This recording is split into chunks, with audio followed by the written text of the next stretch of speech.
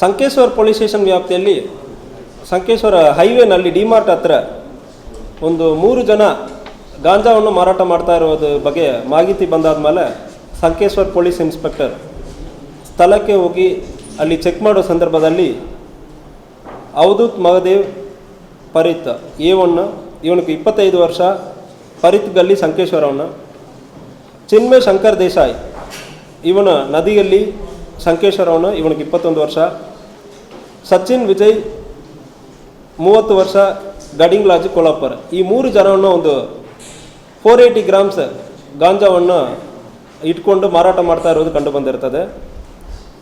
ಅವ್ರಿಗೆ ಗಾಂಜಾ ಎಲ್ಲಿಂದ ಬಂದಿದೆ ಅಂದರೆ ವಿಚಾರಣೆ ಮುಂದುವರೆದು ಹೋಗುವ ಸಂದರ್ಭದಲ್ಲಿ ದೀಪಕ್ ನಾಯಕ್ ಸೋಲಾಪುರಲ್ಲಿ ಈಗ ವಾಸ ಮಾಡ್ತಾ ಇದ್ದಾನೆ.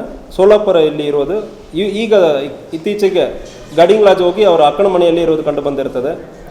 ಇವನ್ನ ಮಹಾರಾಷ್ಟ್ರದಿಂದ ತರಿಸಿ ಇಲ್ಲಿ ಲೋಕಲಿ ಸಂಕೇಶ್ವರಕ್ಕೆ ಸಪ್ಲೈ ಕೊಟ್ಟಿರೋದು ಕಂಡು ಬಂದಿರ್ತದೆ. ಸೊ ಈ ವಿಚಾರಣೆ ಇನ್ನೂ ಕಂಟಿನ್ಯೂ ಆಗ್ತಾ ಇದೆ. ಇವನಿಗೆ ಮಹಾರಾಷ್ಟ್ರದಲ್ಲಿ ಎಲ್ಲಿಂದ ಬಂತಂದ್ರೆ ಕೂಡ ವಿಚಾರಣೆಯನ್ನು ಮುಂದುವರಿತಾ ಇದ್ದೀವಿ. ಯಾವುದೇ ರೀತಿಯಲ್ಲಿ ಗಾಂಜಾ ಮಾಹಿತಿ ಇರುತ್ತಂದ್ರೆ ದಯವಿಟ್ಟು ಸ್ಕೂಲ್ ಕಾಲೇಜುಗಳಲ್ಲಿ ಮತ್ತು ಪಬ್ಲಿಕ್ ಪ್ಲೇಸಲ್ಲಿ ಇರಲಿ, ಯಾವುದೇ ರೀತಿಯಲ್ಲಿ ಗಾಂಜಾ ಮಾಹಿತಿ ಇರುವ ಸಂದರ್ಭದಲ್ಲಿ ಕರ್ನಾಟಕ ಸ್ಟೇಟ್ ಮೊಬೈಲ್ ಅಪ್ಲಿಕೇಶನಲ್ಲಿ ಗಾಂಜಾ ಮಾಹಿತಿ ಕೊಡುವುದಕ್ಕೆ ಅವಕಾಶ ಇರ್ತದೆ. ನೀವು ಕೊಡುವ ಮಾಹಿತಿ ಒಂದು ಸಾರ್ವಜನಿಕರಾಗಿ ನೀವು ಕೊಡ್ತಾ ಇರುವ ಮಾಹಿತಿ ಅನಾಮಧೇಯವಾಗಿ ಕೊಡುವುದಕ್ಕೆ ಅವಕಾಶ ಇರ್ತದೆ. ನಿಮ್ಮ ಮೊಬೈಲ್ ನಂಬರ್ ಪೊಲೀಸರಿಗೆ ಇಲ್ಲ, ನನಗೂ ಕೂಡ ಗೊತ್ತಾಗಲ್ಲ. ಓನ್ಲಿ DG ಲೆವೆಲ್ ಆಫೀಸರ್ಸ್ ಮತ್ತು ಹೋಮ್ ಮಿನಿಸ್ಟರ್ ಲೆವೆಲ್ ಆಫೀಸರ್ ಸಾಹೇಬರಿಗೆ ಮಾತ್ರ ಗೊತ್ತಿರುತ್ತದೆ. ಬೇರೆ ಯಾರಿಗೂ ಈ ಮಾಹಿತಿಯನ್ನು ಶೇರ್ ಮಾಡಲ್ಲ.